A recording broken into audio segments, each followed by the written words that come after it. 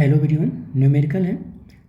The diagram in the figure shown in the cell of the EMF 4 volt का है। Internal resistance r equal to 2 ohm and connected with the external resistance R is equal to capital 8 ohm. तो जो given है उसको हम एक note कर लेते हैं क्या क्या गिवन है।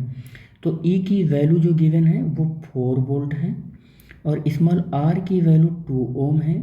कैपिटल आर की वैल्यू हमारे पास 8 ओम है। ठीक है, इतनी वैल्यू गिवन है, ये वैल्यू हमने नोट कर लिया। ठीक है, कह रहा है कि the ammeter measure current. Ammeter क्या मेजर करेगा? करंट मेजर करेगा। ठीक है, सर्किट में। और वोल्ट मीटर क्या मेजर करेगा? पोटेंशियल मेजर करेगा। ठीक है, टर्मिनल वोल्टेज मेजर करेगा, कहने का मतलब।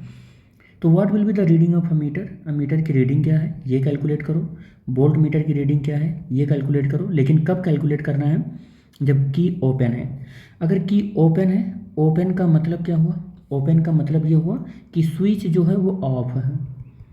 स्विच ऑफ है और स्विच ऑफ है तो करंट की वैल्यू यहाँ पर क्या होगी? 0। यानी कि अगर स्विच ऑफ है तो आई की वैल्यू क्या है? स्विच ऑफ है तो आई की वैल्यू 0 है। और जब स्विच ऑफ होती है तो किसी भी सर्किट का जो टर्मिनल वोल्टेज होता है वो ईएमएफ के इक्वल होता है। और ईएमएफ हमारा कितना है इस सर्किट का? 4 वोल्ट है। यही टर्मिनल वोल्टेज हो जाएगा। तो V इक्वल टू क्या हो जाएगा? 4 वोल्ट हो जाएगा। कितना हो जाएगा? 4 वोल्ट हो जाएगा। और स्विच जब ऑफ है, ओपन सर्किट है, तो आई की वैल्यू क्या होगी? 0 हो जाएगी। क्योंकि यहाँ से कोई करंट आएगा ही नहीं इस सर्किट में, तो ये अमीटर कोई करंट बताएगा नहीं, क्योंकि स्विच जो है वो क्या है? ऑफ है। ठीक है, तो ये फर्स्ट केस सॉल्व हो गया हमारा। फर्स्ट केस सॉल्व हो गया। सेकंड केस पर चलते हैं। सेकंड केस पर अगर चलें तो कह रहा है कि हमें आई की वैल्यू और वी की वैल्यू फिर बताओ जबकि हमारा क्लोज है।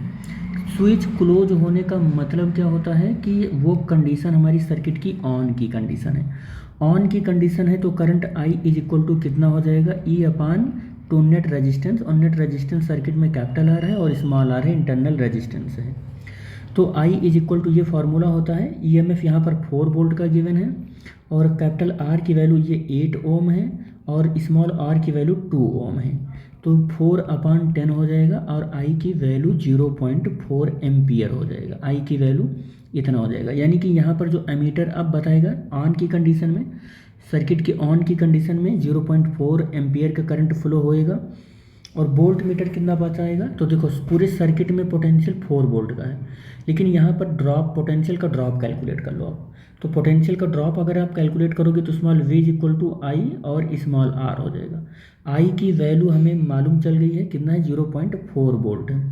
0.4 है और R की वैल्यू 2 है, तो 0.8 वोल्ट का यहाँ पर ड्रॉप आ रहा है। पूरे सर्किट में 4 वोल्ट का है। देखो पूरे सर्किट में अगर 4 वोल्ट का है, E is equal to V small v, ये पूरे सर्किट में 4 वोल्ट का है। और यहाँ पर जो पोटेंशियल का ड्रॉप आ रहा है वो कितना आ रहा है? पोटेंशियल का ड्रॉप 0.8 वोल्ट का, 0.8 वोल्ट का। तो टर्मिनल वोल्टेज कितना आएगा? टर्मिनल वोल्टेज कितना आएगा? तो टर्मिनल वोल्टेज आएगा 4 माइनस 0.8 आ जाएगा। तो कितना आ जाएगा? 3.2 वोल्ट का वोल्टेज ड्रॉप आ जाएगा। वोल्टेज ड्रॉप आ जाएगा कितने का? 3.2 वोल्टेज का ड्रॉप आ जाएगा। ठीक है, कितने का आ जाएगा? 3.2 वोल्टेज का आ जाएगा।